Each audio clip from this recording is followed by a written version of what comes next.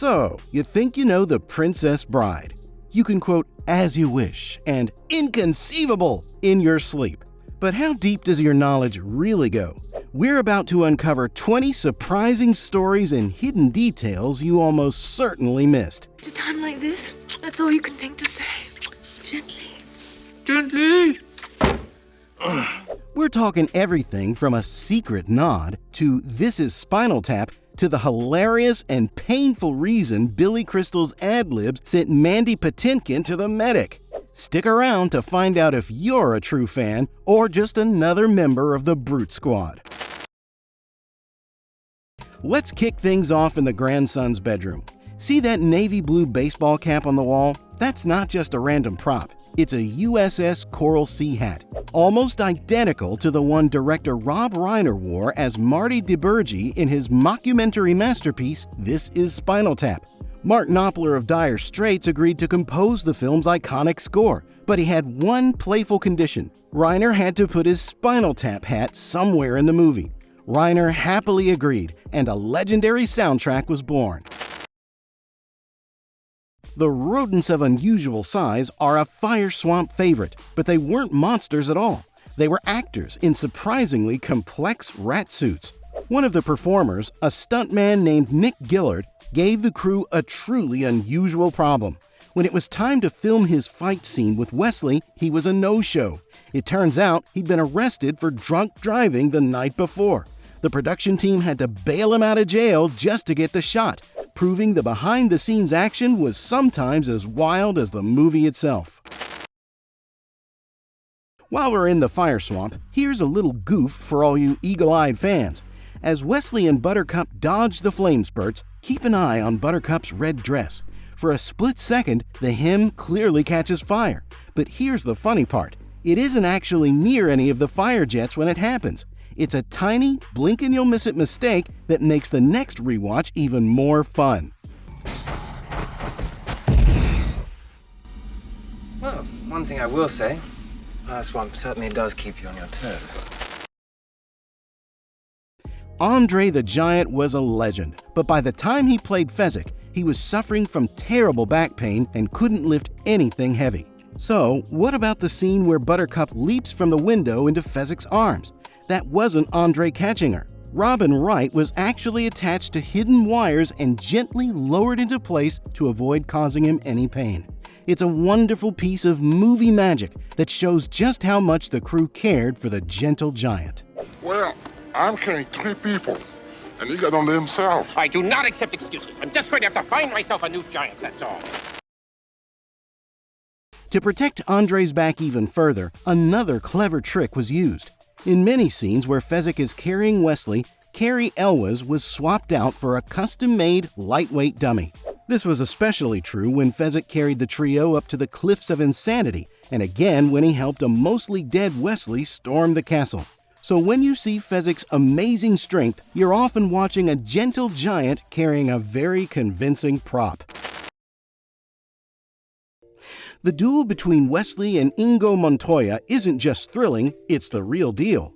It was choreographed by the legendary Bob Anderson, the same man who staged the lightsaber duels in the original Star Wars trilogy.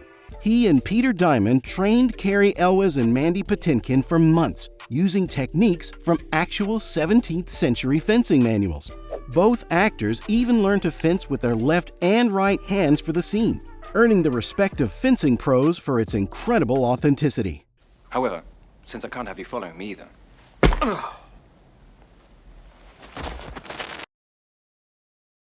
Wesley's bold, head-first dive into the lightning sand wasn't in the script.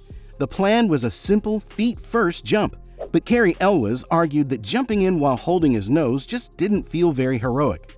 He suggested the much riskier head-first version.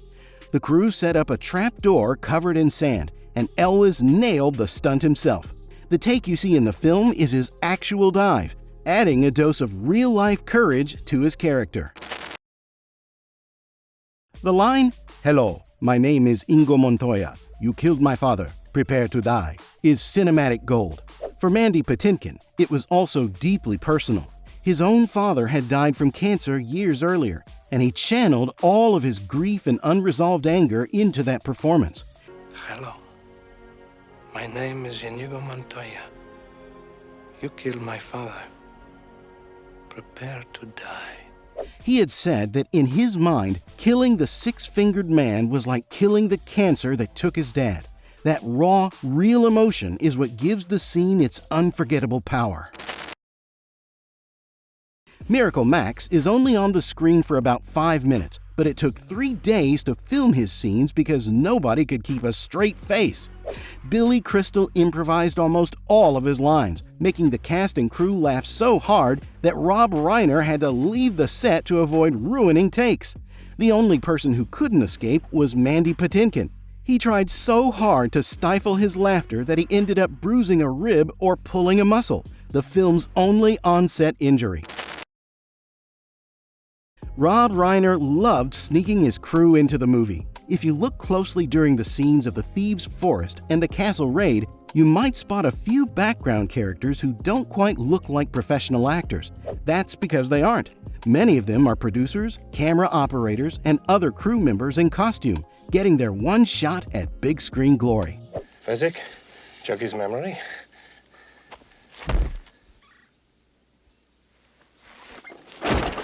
We're halfway through.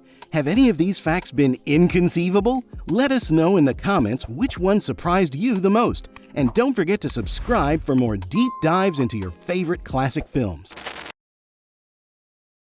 Here's a line that became an accidental Easter egg for our time. When Buttercup asks about Wesley's mask, he quips, "They're terribly uncomfortable. I think everyone will be wearing them in the future." The line was also funny, but after 2020, it took on a whole new ironic meaning. Are you burn the acid or something like that? Oh no, it's just they're terribly comfortable. I think everyone will be wearing them in the future.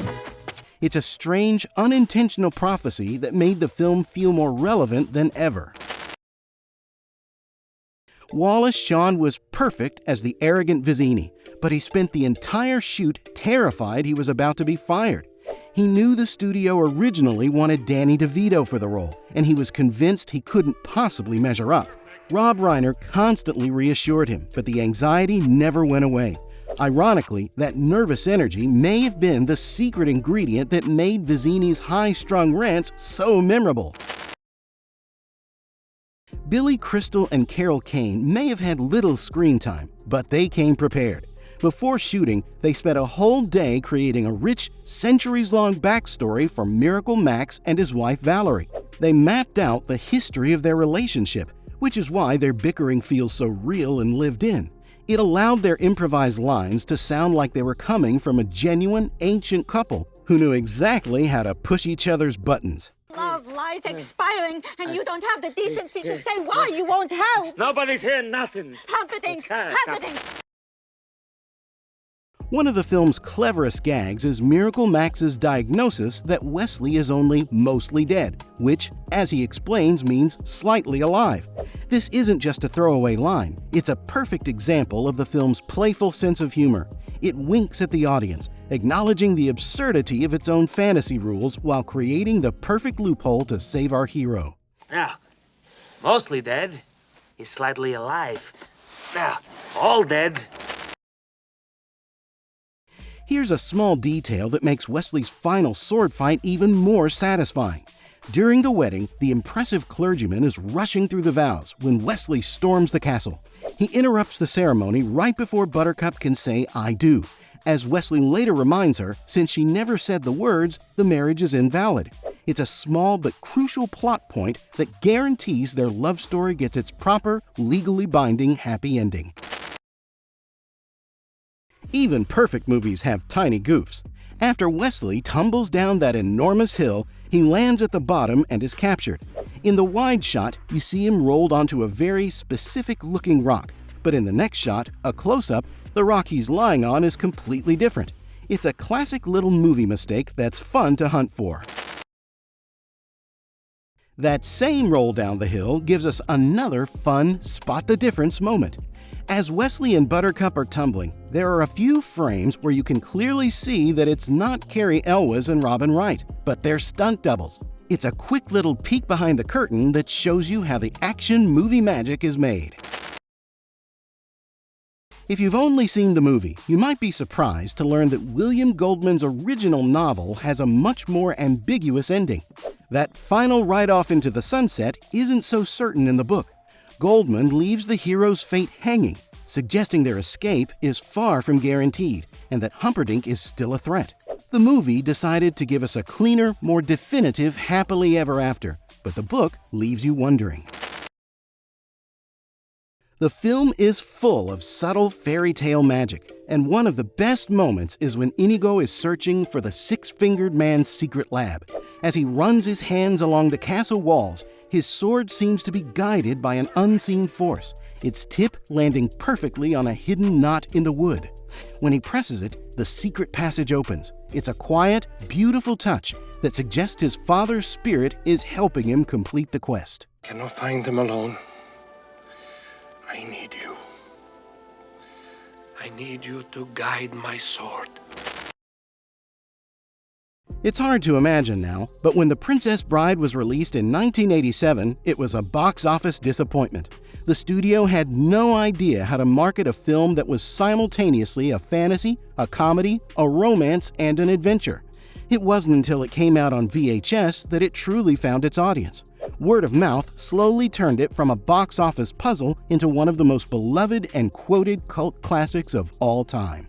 And there you have it. 20 things you might have missed in the endlessly rewatchable, perfectly quotable masterpiece that is The Princess Bride. From on-set mishaps to heartfelt tributes, these details just add another layer of magic to the story. Which of these facts blew your mind? And what's your favorite line from the movie? Let us know in the comments here at Watch Riot. Now, if you'll excuse us, as you wish.